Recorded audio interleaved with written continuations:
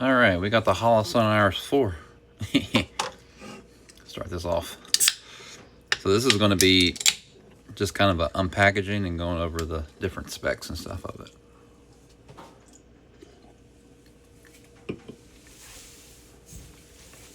So I actually ordered this around September for B&H Photo, because originally it was supposed to ship mid-September, but of course I didn't get it till Friday in November.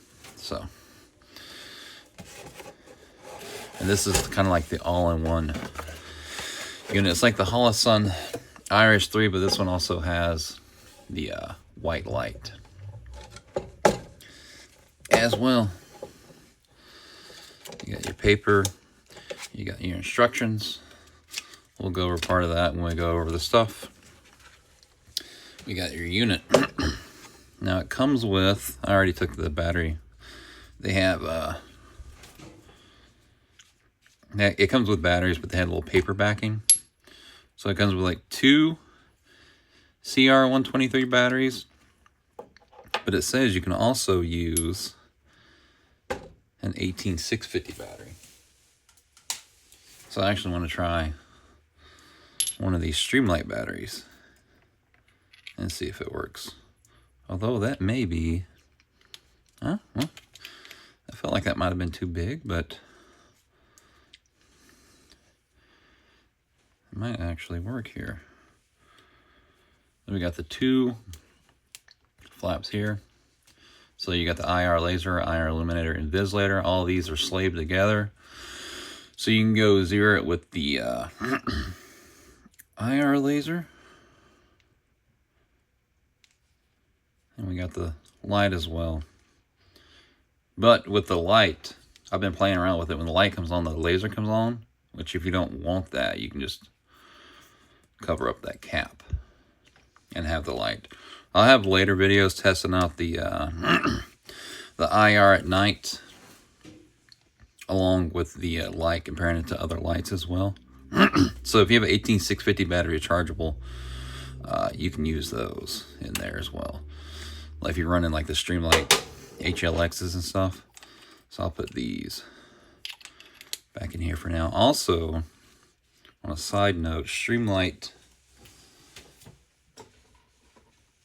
has started coming out with like rechargeable CR123 batteries. They call them the SLB9s.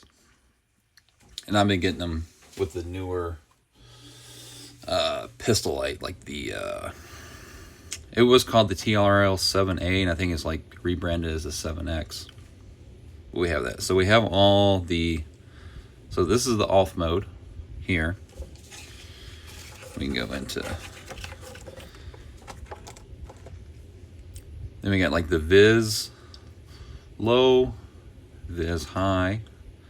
Then when you go up here, you have like the low power laser, low power illuminator, low power dual laser and illuminator.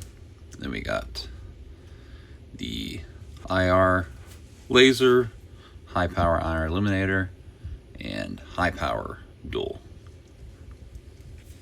And this is like your off function. It has 2 ports as well. And actually it specifically says that, because you have like the dual switch here, it's saying this one goes into port 1, which is this one, and this one is a straight one that goes into port 2. Then like the IRIS 3, it also has like the vis override button, which I'm still not entirely sold on, because you accidentally press that at night, you can give away your position. So go port 1 here, port 2 here. If I could, maybe like that. Like I said, this is the vis override for that. Then we have 2 fire control buttons here. So this one controls your vis laser, IR illuminator. You can press it, or you can double tap it to stay on. and this separate one controls your actual light itself. Now, I was reading with the light here,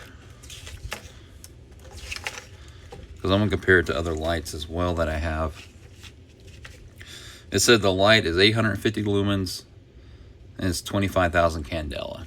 So it's not as strong as, say, like a Streamlight HLX, because theirs is 1,000 lumens. But I mean, it should be more than enough for most use cases.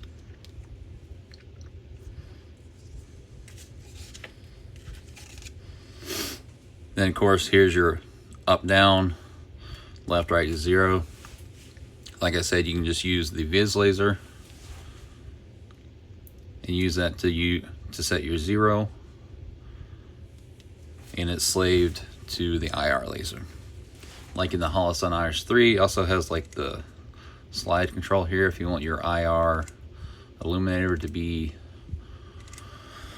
a more focused beam, a more spread out beam. And even the spread out, I'm assuming it's going to be similar to the 3. Even the spread out is not super spread out. There's a company that makes like another cap you put on here that'll actually disperse the IR illuminator out quite a bit more. Obviously connects to like a Picatinny rail. I'll pull these out for now. It was saying too,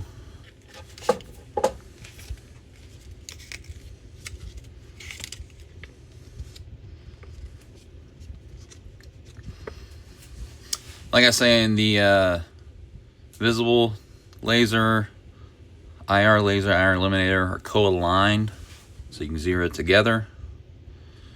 The size of IR illuminator is adjustable using the slider, like I said before. The IRIS features a low battery indicator, an IR pointer, an IR illuminator indicator, which is this tiny little light, like right here. So if you, obviously we're not filming night vision right now, so if you press that, you see this light, it will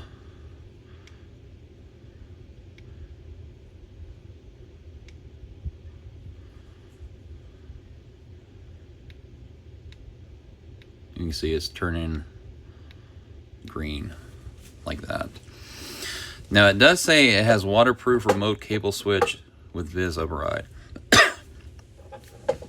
Now it's saying these are waterproof when they're in there. I've also had some people say if you want to, you can put some dielectric grease in there, and that would also increase the waterproofing. I did a it's like a 30-hour FTX back in May with the IRIS 3.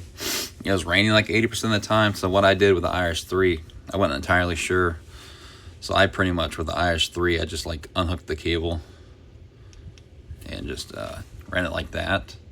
And the unit itself worked afterwards. I wasn't entirely too sure about the cables, but it says it is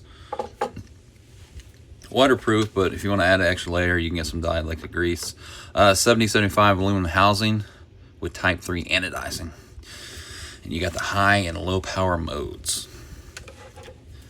Because I'm assuming the IR capabilities of this is similar to the IRIS 3. And with that, I've shot a couple of ranges and stuff, and done like some like shoot house type stuff. The low seems to be powerful enough for most things.